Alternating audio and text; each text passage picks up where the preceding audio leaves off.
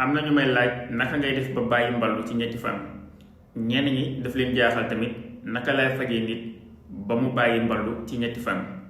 mballu dafay mbir moo xam ni mbirum xel la maanaam sa xel saa bu demee ci fowee sa awra faaw nga fowee sa awra. am na ñoo xam ne dañuy am soxna ba pare di fowee sa awra am na ñoo xam ne tamit ay célibataire lan waaye dañuy fowee seen awra muy góor comme jigéen. fowee sa awra nag nit ki koy def nit ku am avenir la rab moo la koy def loo wala saytaane wala rob cosaan boo xam ne maanaam say mbokk dañoo yoroon ay xàmb wala dara.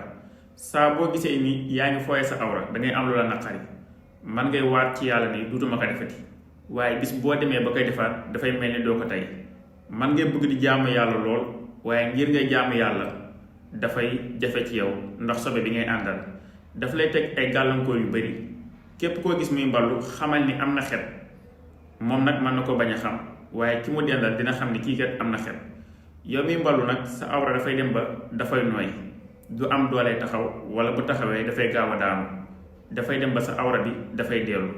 dañ lay fajal mballu bi ba mu denc ci yow ci ñetti fan ñu jox la traitement bi nga xam ni moom mooy delloo si awra bi nga gis ko ci une semaine ba ci yow mi nga xam ni danga bëgg a yokk sa awra. yow mi nga xam ne dangay mooy yàlla si jigéen maanaam dangay njaaloo te bëgg koo bàyyi boo ñëwee dina la tàggaleeg moom ci ñetti fan. ba ci yow mi nga xam ne dangay seetaan ay vidéo porno wala ngay gént di sëy lu ci bëri nag nit ñi dañ koy wooye mballu muy njaaloo muy yàlla muy seetaan ay vidéo porno wala gént di sëy dañoo jàpp ni loolu dafa mballu dafa golo baraat fekk demewul noonu. mballu ci wolof mooy nit ki nga xam ni dafay fooye awraam sa loxo ngay fooye sa awra. loxo doomu aadama dafa am tooke te awra doomu aadama siddit la. mballu dafay indil néew kàttan wala ndoxu màndiw bu oyof wala walax njaan bu néew. sa ndoxu màndiw bu oyofee wala say walax njaan néew ngir nga am doom dafay doon ay jafe-jafe. am na ñoo xam ne dañuy jóge hôpital ñëw ñu leen ci defal ay saafara bu dee traitement boobu nag 1 mois lay doon 9 pot la yaay xool noo koy jëndee par ñaar bu jeexee nga jëndaat par ñett bu jeexee nga jëndaat wala nga jëndandoo lépp dafa lay tàggale ak néew kàttan définitivement. bu dee biteel bi nga xam ne nag moom moo jaaxal gaañi muy biteel bi raxas yaram bi